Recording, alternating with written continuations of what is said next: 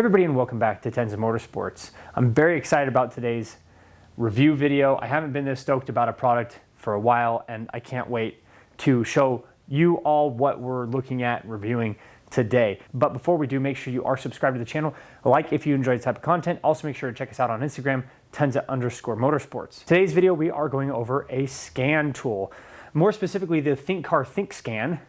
Try saying that five times fast. Thinkcar Thinkscan 672. This isn't just a plug it in and there's my one diagnostic code and you can't do anything else. This does a ton of stuff. But before we get into this one, we're going to look back on the launch scan tool. If you remember, about a year ago or so, we got the launch scan tool. Now this isn't an Apache case from Harbor Freight, but the launch scanner that we got and reviewed was a BMW specific scan tool. Very similar to this. I think actually a lot of the software is the same, but instead of just being a BMW one, this one here does a whole bunch. So if you remember right, there is the launch scanner, and this actually does a lot of stuff, and I was really happy with using this scan tool. And I still recommend this less expensive launch scan tool. And the reason for that being is if you're a DIYer and you have one, maybe two vehicles, there's nothing wrong with the launch scan tool. And you get the launch scan tool with one manufacturer. So that one's BMW. So it comes with BMW, Rolls-Royce, Mini, and I think that's it. There might be one more, but I can't remember. But it comes with those. And then if you want to add more, you can buy another package. So in my case, we've got a BMW and I've got an F-150. If I was just doing stuff at home and not working on anybody else's car like I do at work, the launch scan tool is actually better for me. But if you know that you're gonna be looking at anything more than about 3 vehicles, because I think that's about the same price point where this starts to come into play. If you start looking at more like 3 vehicles, maybe 4, it's actually better to jump up to the Thinkcar Thinkscan. So that's all the comparison I'm gonna do. I've had this out for about a week and been using it at work, and I've just been unbelievably impressed with it. So let's go pop it open. I'll show you what it all comes with, and we will show you a few examples. And then I'll talk about one feature it didn't have that I'm a little bit disappointed about, but no scan tool that I've played with at all has been able to do it. So maybe it's just my vehicles. So let's go get this opened up. So here is a product, came in this really nice printed box. There isn't a ton of information on the outside of this. There's a few specs here on the side. I'll read them real quick. So this is, the product name is the Thinkscan 672. Model is TK672. Battery capacity 3150 milliamps, 3.8 volts. Screen size 7 inches. Resolution 1024 by 600 pixels. Working voltage 9 to 18 volts. Working current 1.2 amps. Working environment 0 to 50 degrees Celsius, 32 to 122. And storage environment -20 to around 60 degrees Celsius, or -4 to 140 degrees. So let's pop this thing open.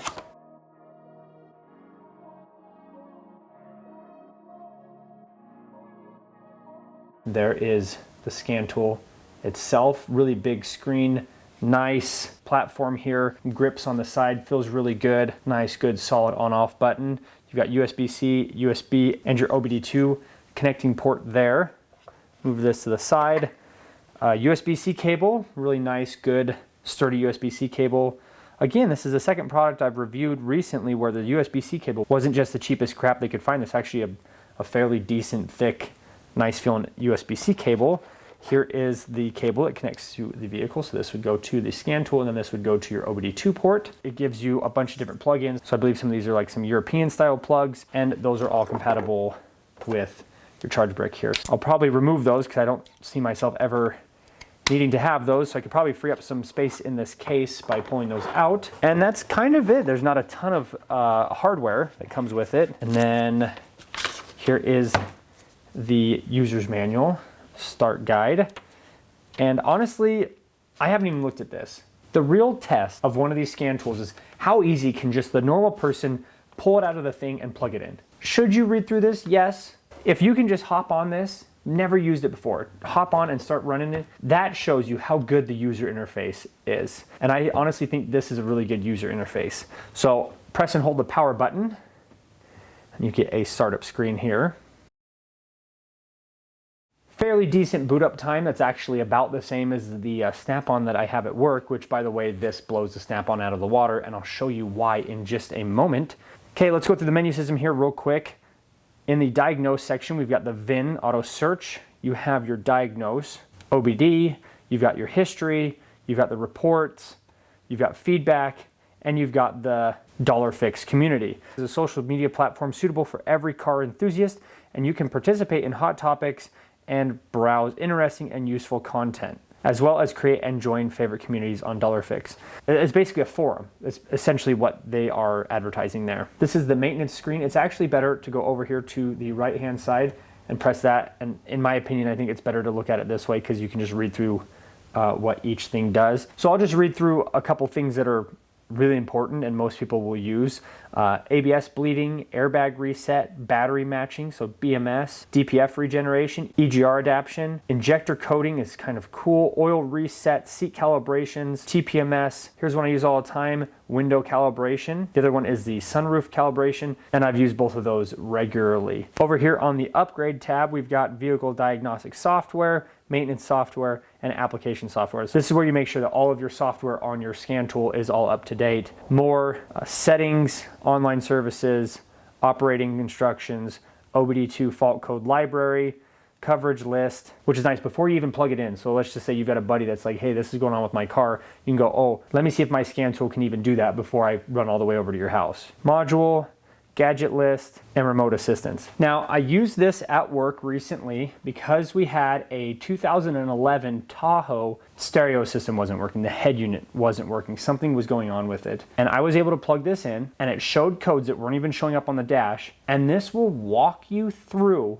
issues. So what it told me to do on that Tahoe, for example, was disconnect the battery, grab a voltmeter, put it on the ohm setting, and check between this pin and this pin on the OBD2 port. Now what happens when you unplug one of these out of the OBD2 port? Oftentimes they'll jump back to the main menu and you'll lose where you were. This doesn't do that. This will actually stay on the page that you were on. And if you plug it back in, it doesn't do the whole jump back to the main menu system either. It's really cool about being able to do something like that. And then it walked you through the next step. Okay, 60 is what it's supposed to be, so let's go to the next module. And it just was really cool that it like broke down how to diagnose this issue. And guess what? The Tahoe's head unit is now on and running. We had a body control module that was bad, and this helped me track down which one it was. I wanted to record some of that at work, but I was at work, and you know, recording my YouTube videos at work probably isn't the best idea. But yeah, I just wanted to share that experience with you and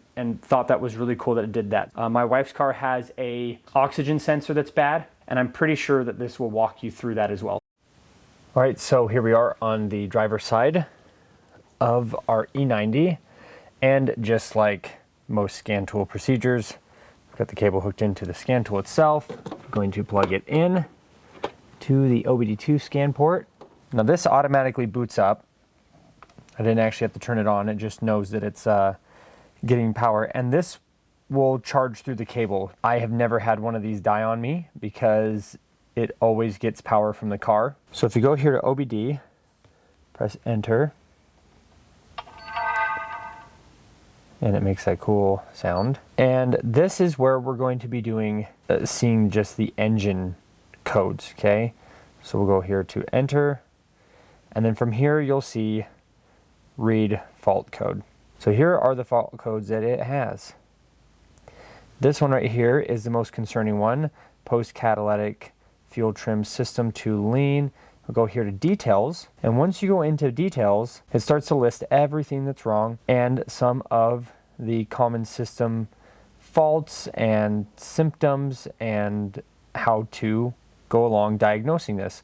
So we'll sit there and let it load all this. All right, so I'm not going to read all this, but here's fault code symptoms: illuminated check engine light, poor engine performance and hesitation, reduced fuel economy, which is what we're noticing.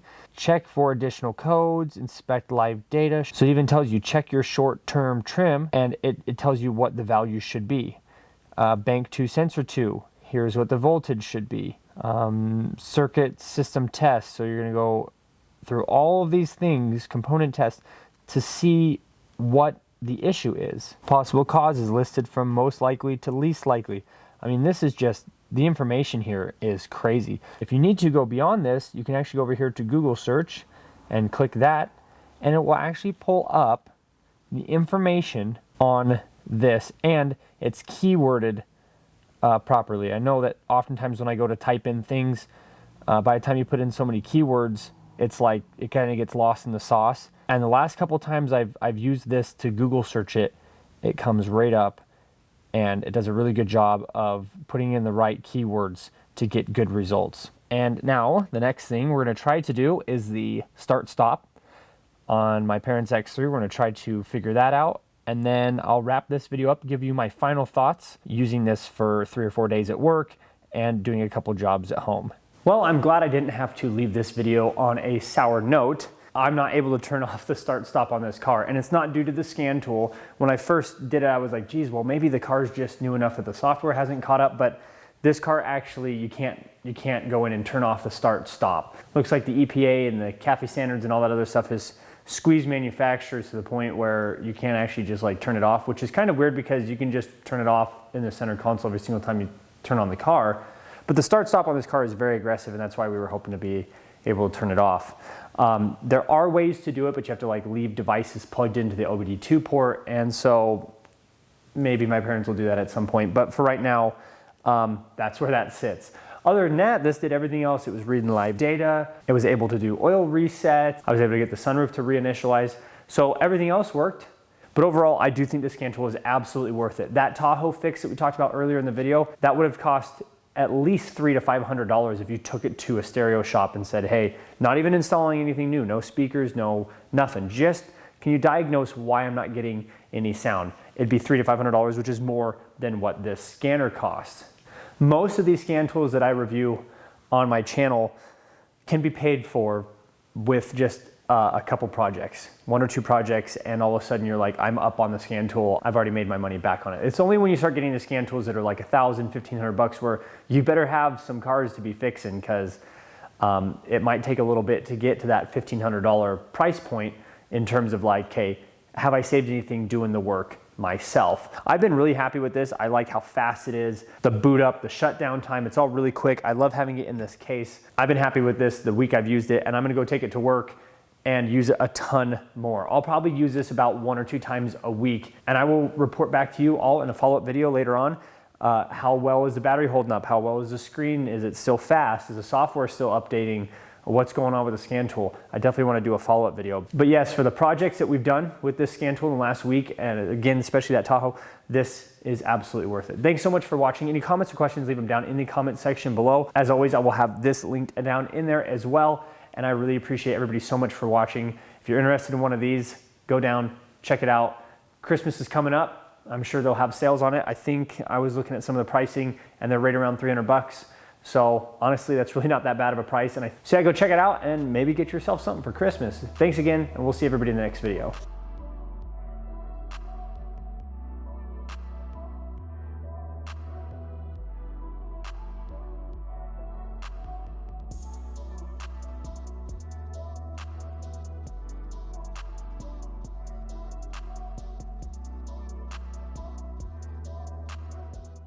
Bam!